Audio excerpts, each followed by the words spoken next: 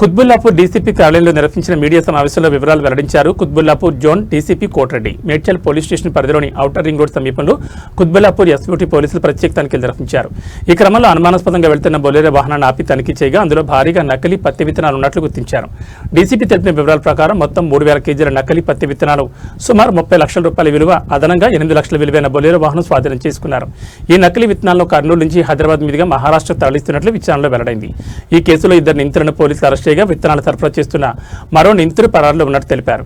పరారీలో ఉన్న నిందితుడి కోసం ప్రత్యేక బృందాలు గాలింపు చర్యలు కొనసాగిస్తున్నట్లు పోలీసులు తెలిపారు. రైతులను మోసం చేసే ఇలాంటి నకిలీ విత్తనాలపై కఠిన చర్యలు తీసుకుంటామని హెచ్చరించారు. రైతులు నకిలీ విత్తనాలపై అప్రమత్తంగా ఉండాలని, అనుమానాస్పద సమాచారం ఉంటే వెంటనే పోలీసులకు తెలియజేయాలని అధికారులు సూచిస్తున్నారు.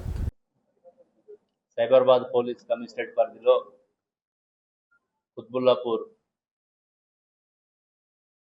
జోన్లో ఎస్ఓటీ మరియు లా అండ్ ఆర్డర్ కలిసి 2 కేసులు, ఇంపార్టెంట్ కేసులు డిటెక్ట్ చేయడం జరిగింది.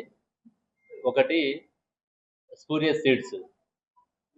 మనందరికీ తెలుసు, తెలంగాణ రాష్ట్రం ఏర్పడ్డ దగ్గర నుంచి కూడా గతంలో మనం అనేక ఈ పత్తి రైతుల విషయంలో కానీ, మిర్చి విషయంలో కూడా చాలా వరకు రైతులు మోసపోయి పంటలు దిగుబడి రాక చాలామంది ఆత్మహత్యలు చేసుకున్న సందర్భంలో గవర్నమెంట్ దీని మీద స్పెషల్గా ఫోకస్ చేయడం జరిగింది.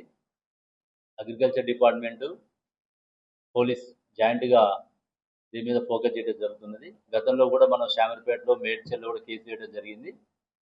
ఇప్పుడు ఇక్కడ నిన్న సాయంత్రము కర్నూలు నుంచి ఒక బొలెరో వెహికల్, అందులో నకిలీ పత్తి విత్తనాలు లోడ్ చేసుకొని మన శంషాబాద్లో ఓఆర్ఆర్ ఎక్కి ఎగ్జిట్ 6 మేడ్చల్ దగ్గర దిగి వాళ్ళు నాగపూర్ పోవాలి. వాళ్ళ ప్లాన్ కర్నూలు నుంచి నాగపూర్ పోవాలి, మహారాష్ట్ర. మనకి వచ్చినటువంటి ఇన్ఫర్మేషన్, ఎస్ఓటి వాళ్ళు ఇన్ఫర్మేషన్ తోటి మన ఎగ్జిట్ 6 దగ్గర ఇంటర్సెప్ట్ చేసి పట్టుకోవడం జరిగింది.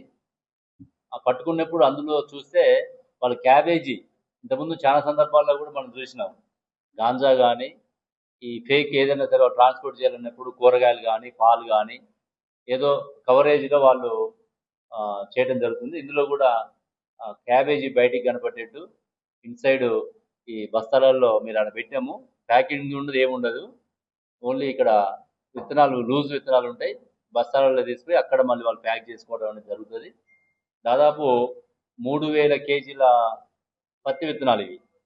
అంటే దాదాపు ఇవి 1,500 ఎకరాలకు వస్తుంది. 1,500 ఎకరాలు అంటే ఆల్మోస్ట్ ఒక 1000 మంది రైతులు ఎఫెక్ట్ అవుతారు దీనివల్ల. అంటే ఎంతమందిని మనం ఇబ్బంది పెడుతున్నాం అనేది చూడాలి. గతంలో వీళ్ళ మీద కేసు కూడా అయింది. సూర్యాపేట జిల్లాలో ఇదే టీం మీద కేసు కూడా అయింది. కాబట్టి వీళ్ళ మీద, ఇందులో నేరస్తులు మనకి తలారి రమేష్, ఈ మెయిన్ కింగ్ పిన్ ఇక్కడ కర్నూలులో.